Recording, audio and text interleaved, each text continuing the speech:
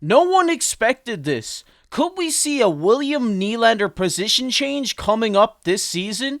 We'll get into that later in this video, but first we just want to say we're just under 200 subscribers away from hitting our goal of 1,000 subscribers before the season starts. So if you're one of the thousands of people watching that aren't subscribed, make sure to go down below, hit that subscribe button to get us closer to that goal. We really appreciate it. But with that said, let's get right into the first topic of the video today, which is Treliving's preseason comments, and he did come out to say Jake Muzzin won't be participating this season. Matt Murray will require significant surgery and rehab, and that will take place sometime this week. Won't go into the details of what the injury is for Murray.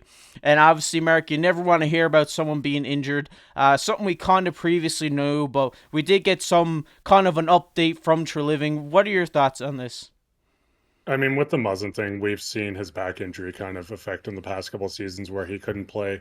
So this doesn't come at too much of a shock. I do hope he recovers. I'd love to have him back on this blue line for us. He's just such a warrior. He's a Stanley Cup champion. He's a big impact. But sadly, I don't think we'll ever see him in a Leafs jersey again.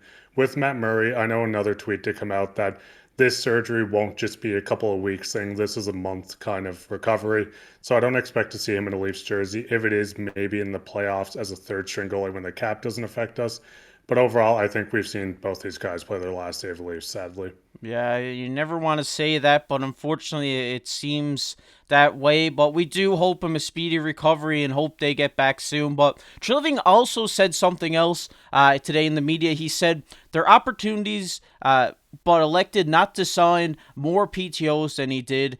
Says he's new and still wants to get to know his team and the younger players and see if they can compete for a job. And obviously, Mark, this is great out of a GM, giving the young guys the opportunity to come up, play in camp, and potentially fight for a spot. Yeah, we kind of talked about this with a lot of the guys in the AHL. Our defense, we have our six guys. We have a couple of reserve guys too. But with the bottom six, we do have a lot of AHL guys, like we spoke before: Bobby McMahon, Nick Robertson, Nick Erbswazy. Guys like this that can make the impact. Even Pontus Holmberg, I think, can make an impact. So I think he wants to test these guys out before he rushes in and signs a veteran. It's always nice to develop through the AHL, guys that know the system.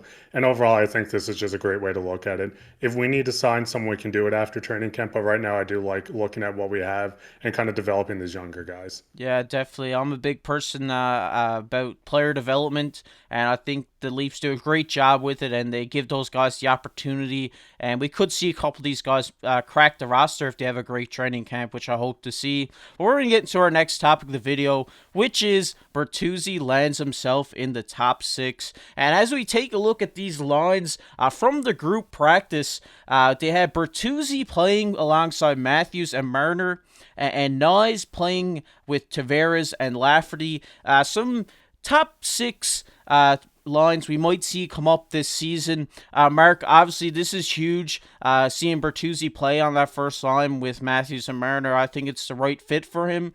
And like we predicted early on, Marner is playing on that top line with Matthews. I just think that line would be lethal this year for the Toronto Maple Leafs. Yeah, the big thing I've said before is Bertuzzi's almost like a Michael Bunting on steroids, where he shows a bit more offense. He's still gritty. He can lay hits. He'll fight. So I think they've seen just the success of Bunting playing along with Matthews and Marner. So why not give Bertuzzi the guy that's just almost just the better version of Bunting? Bunting was an incredible player. This is not knocking him at all. But you get this more skilled guy to come in, play the same role as Bunting, still be able to put up points, more goals. And then the big thing to look at this, though, is the fact that Tavares playing the second line center with a guy like Nyes and Lafferty. I know Nyes is a guy that I think is 100% going to make the top six. He showed how well he could play in the end of the regular season into the playoffs last year. But a guy like Lafferty, unless they wanted to add more of like a defensive speed edge, let Nyes, let Tavares be almost a shutdown line that can still produce, I do like this. But it's just a little strange. When you look at the D pairings, I mean, it's just a mix of Liljegren, Giordano, uh, McCabe and Klingberg. So I think this is just their way of showing, hey, we have these four guys. There are going to be some mix of matches going on. I don't think this is going to be dead and set the starting lineup for the bottom four, but I think they're going to try each line out, maybe try Giordano with Klingberg. But overall, these guys will be your bottom four pairing for sure. Yeah, definitely. I think we could definitely see in the coming days in training camp a Nyes, Matthews, and Marner line with Bertuzzi down with Tavares and Lafferty. I think Bert's going to play good, though, with those guys. I think adding that gritty edge to a line with Matthews and Marner on it, I think it's just going to be a recipe for success. But one thing we didn't see here, Mark, as we take a look at the picture, is where is William Nylander? Obviously, Nylander has noted himself on that right wing with Tavares or with Matthews. But as we go into our next topic of the video here, William Nylander, will he change positions this year? And as we take a look at a comment from Sheldon Keefe, he said Willie is going to start at center in camp tomorrow. He is fully on board and fully comfortable playing center.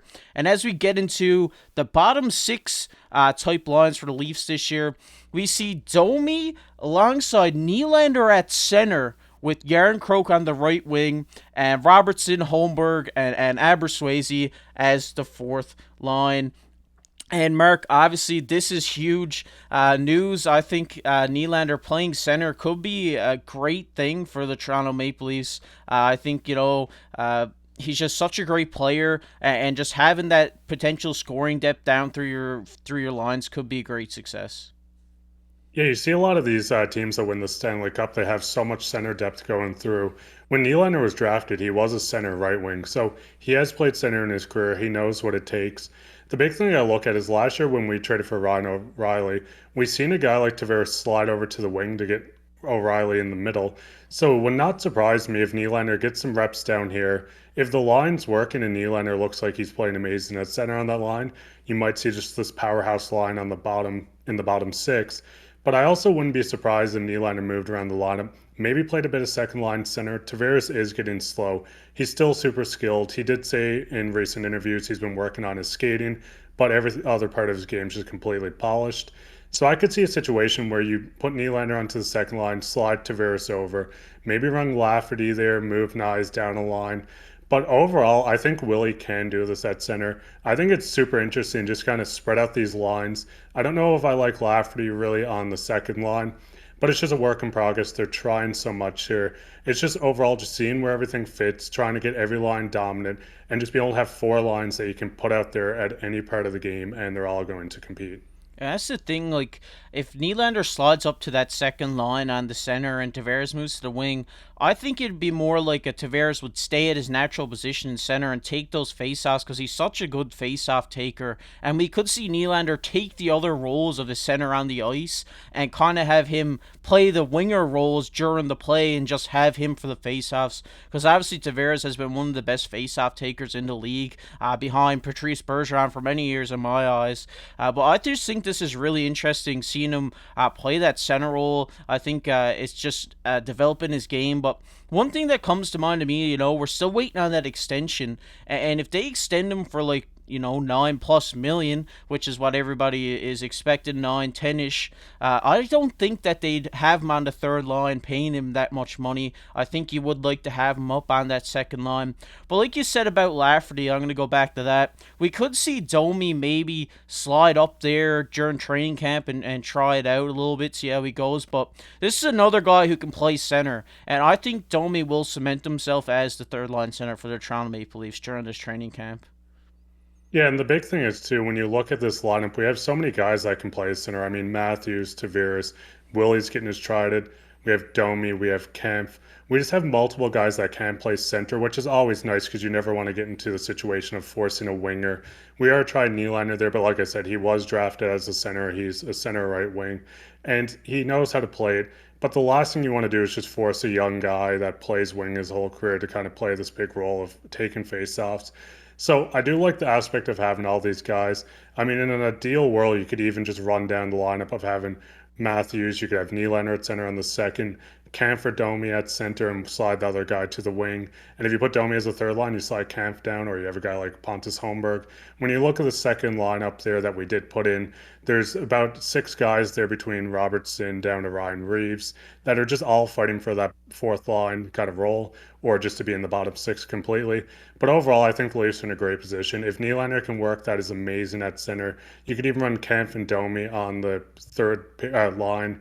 Maybe a guy like Yarncroke in there with, or Nick Robertson. Just there's so many options with this lineup. It's just so interesting and honestly just exciting. Yeah, it's going to be interesting to see what happens during this training camp. I do think, like I said, we could see Nyes up with Matthews, but I do think we could see Domi up with Matthews and Marner too. I think they're probably going to flirt with that situation because I know that Marner and Domi want to get back together like they were in the London Knights, so that would be pretty cool to see, and hopefully it works out in training camp so we could see it during the regular season.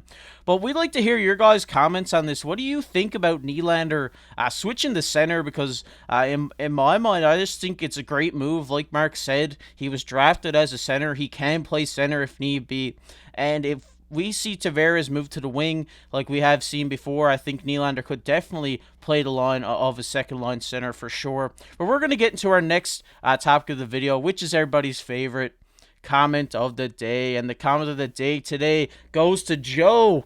Joe says Revo is instantly dropping the gloves to let everyone know he's a Leaf. And obviously, Mark, you know, when Reeves drops the gloves in the Scotiabank Arena, that place is just going to be on wheels. The roof's going to blow off the building. I think it's just going to be a great atmosphere to be in. Yeah, I actually just recently watched a video before we recorded this. It was just training camp drills, but it was Donnie and Reeves just kind of battling for a puck. Never seen such big smiles on someone's faces. They were roughing each other up, and it's just so exciting to see these two energetic, just physical, pesty guys that's going to get into his lineup. And the big thing about this is too that no one really talks about. When you see a massive hit get thrown in a game, it motivates the other players to do it. So when you see a guy like Domi and Reeves come in, even Bertuzzi, if they're going to start throwing big just hits everywhere on the ice, you'll see this kind of send a shell shock to guys like Matthews, McCabe, Morgan Riley. Just these guys that are going to start hitting. I know Matthews put on a little bit of weight this offseason. I think he's 215 pounds now. He's just going to be a complete wrecking ball with the rest of his career, and it's just so exciting. Yeah, I can see Matthews kind of turning into Ovechkin this year. I think he can lay the body like Ovechkin now, putting that little bit of weight on. It's going to be interesting to see. But me and Mark are big Revo guys here, and we can't wait to see him out on the ice this regular season because I know he's just going to be an electric factory out there. Well, if you guys enjoyed this video, make sure to go down below, like the video, make sure to hit that subscribe button. We're trying to hit 1,000 subscribers before the season starts. And make sure to comment down below what your thoughts on all this information you got today was about Bertuzzi in the top 6, Nylander playing center, and about they're not signing any PTOs, all that stuff. Let us know down below. Maybe you'll be featured on the next comment of the day. But I've been KC alongside my co-host Mark Pye. Keep your stick on the ice.